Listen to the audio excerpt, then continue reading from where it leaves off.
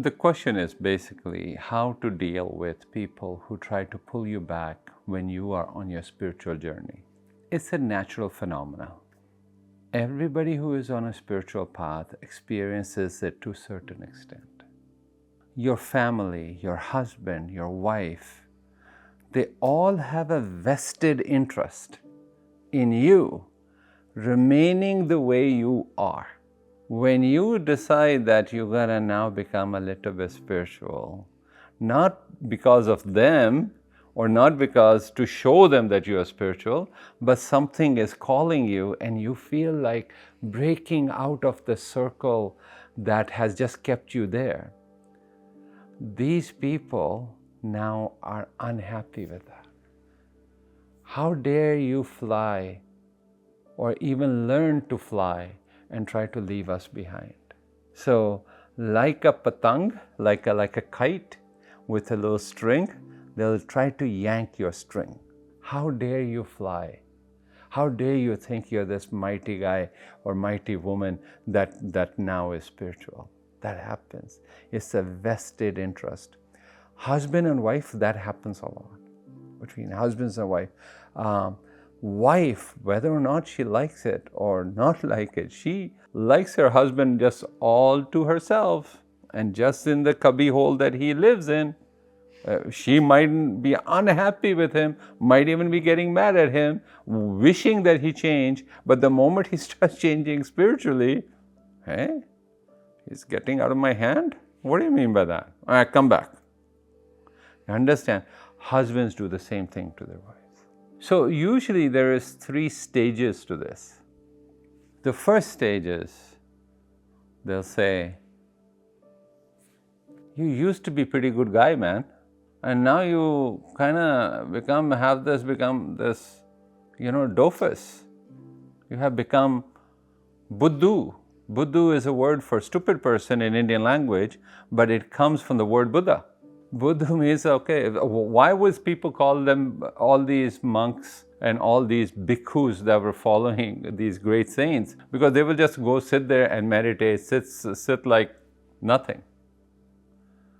And our ordinary people who are lost in the world say, what's going on here? These people just sitting there just doing this.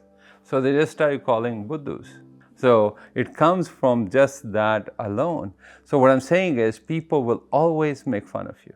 People who are lost in the worldly affairs will make fun of people who are trying to be spiritual, trying to walk a path. But you have to fight through it. You have to fight through it. If you can fight through that, then a second stage comes where if you remain committed to your journey and you say, this is my journey, I know this is my journey. It's okay, they can make fun of me. It's okay, they're not hurting me. It's all okay. Then comes the second stage. Second stage is that they start ignoring you. He's not going to change. He used to be okay. He was a good party person. We used to have great parties and great drinking and all of that. But now, man, don't worry about him. Stop talking about him. Just ignore him. Don't invite him to our parties. He is such a bore. Or she's just such a bore. She's just going to talk about spiritual stuff. We don't want her here. This and that. That happens also, where now the ignorance phase kicks in. People just start ignoring you, okay? If you're not hurt by that and you stick to your journey, believe me, another stage also comes. Same people who made fun of you will start respecting you. Most people at this stage, on the last stage, they say, I made a lot of fun of him or her. We made a lot of fun of her. We talked behind her back, his back, and but this person stayed on the path. And then we even tried ignoring him or her. And now look at him. Look at the aura on their face. Look at the light that is emanating from these people. Wow, this person did stay. Because deep down, these people who have made fun of you are also craving that same thing, but they are caught in their ego.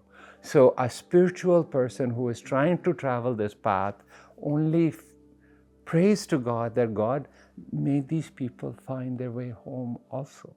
There's no, oh, how dare they make fun of me in a spiritual person? How dare they ignore me? No, nothing like that. You say, wish them peace, wish them these joys that I have experienced, may they experience it also.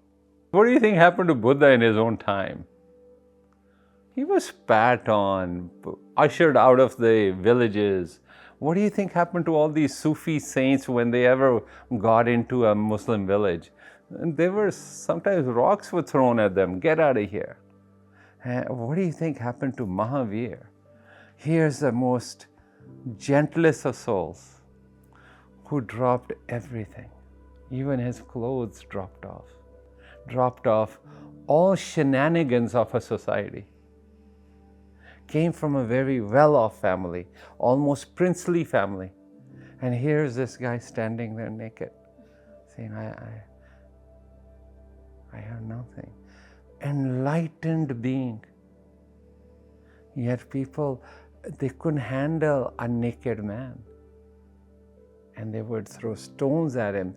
There's even stories of this guy taking a nail and hammering into his ears.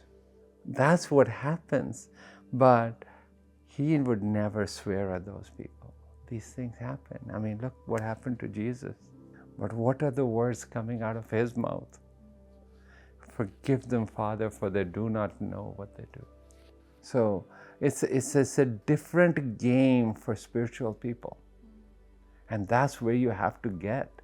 That is the ultimate of all of you guys.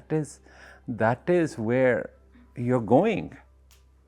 You have all embarked on this path. That is your ultimate game.